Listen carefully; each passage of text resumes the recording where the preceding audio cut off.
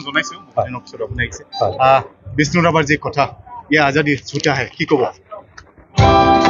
বিষ্ণু ৰাভাই যেটো অৰ্থত আসলতে আমাৰ দেশখনৰ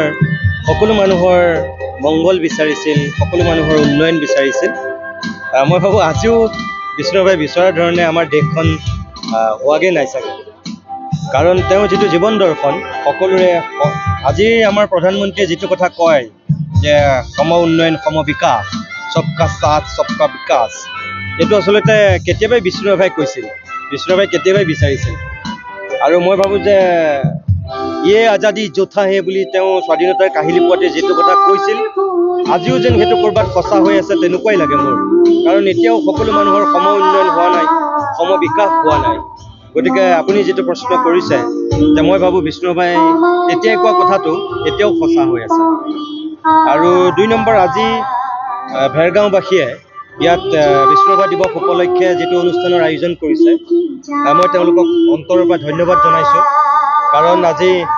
ইমান এটা বিশাল প্ৰেক্ষাগৃহ বিষ্ণু ৰাভাৰ নামত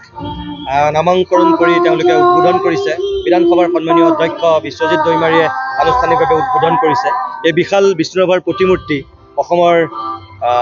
জনপ্ৰিয় গায়ক শিল্পী জুবিন গাৰ্গে আনুষ্ঠানিকভাৱে উন্মোচন কৰিছে আৰু মই যেহেতু এজন নিৰ্দিষ্ট বক্তা হিচাপে আহিছিলোঁ গতিকে ভাল লাগিল বিষ্ণু ৰাভাৰ জীৱন দৰ্শন নতুন প্ৰজন্মৰ মাজত উদ্যোক্তাসকলে হয়তো বিলাবৰ কাৰণে যিখিনি ইয়াত উদ্যোগ লৈছে চেষ্টা কৰিছে বিভিন্ন গীত মাত কবিতাৰ যেটো প্ৰতিযোগিতা আয়োজন কৰিছে বক্তৃতাৰ আয়োজন কৰিছে সকলোবিলাক আদৰণীয় আৰু মই তেওঁলোকক তাৰ কাৰণে ধন্যবাদ জনাইছো আৰু নতুন চামটোক শুভেচ্ছা জনাইছো তেওঁলোকে বিষ্ণু ৰাভাৰ জীৱন দৰ্শন অনুকৰণ কৰি আগবাঢ়ি যাওক এখন নতুন অসম তেওঁলোকে নিৰ্মাণ কৰক আজি দেখিছোঁ যুৱ প্ৰজন্মসকলক প্ৰতিগৰাকী সময়তে মানে যান্ত্ৰিকতা হৈ গৈছে কিন্তু তেনেকুৱা অনুষ্ঠানবিলাক পাতিবলগীয়া কাৰণে তেওঁলোকে খালি পাতে কি ক'ব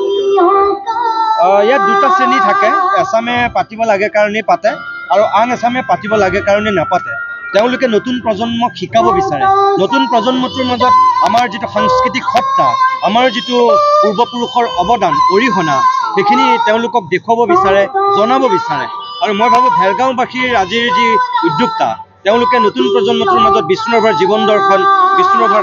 সামগ্ৰিক সত্তাটো তেওঁলোকে শিকাব বিচাৰিছে দেখুৱাব বিচাৰিছে জনাব বিচাৰিছে গতিকে ইয়াত বিষ্ণু ৰাভা দিৱস পতা দুটা শ্ৰেণী থাকে ইয়াত মই ভাবো দ্বিতীয়টো শ্ৰেণী আছে যিয়ে নেকি সঁচাকৈ ত্যাগ শ্ৰম বা বিষ্ণু ৰাভাৰ যিখিনি প্ৰকৃত মূল্যবোধ যেটো জীৱন দৰ্শন যেটো আদৰ্শ সেইখিনি এওঁলোকৰ মাজত নতুন প্ৰজন্মটোৰ মাজত শিকাব বিচাৰিছে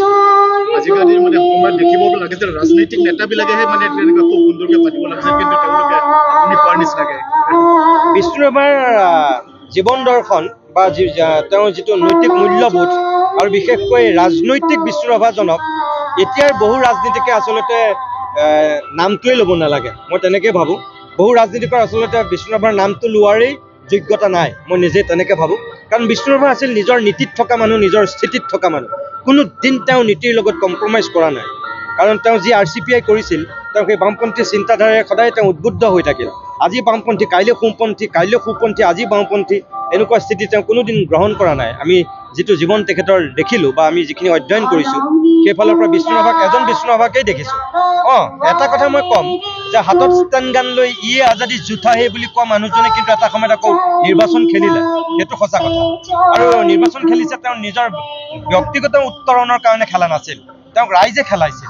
তেওঁ ইচ্ছাৰ বিপৰীতে জোৰ জবৰদস্তি কৰি প্ৰথমতে তেওঁক নিৰ্বাচনত নমোৱা হৈছিল তেজপুৰত যেতিয়া তেওঁ প্ৰথম বিধায়ক হৈছে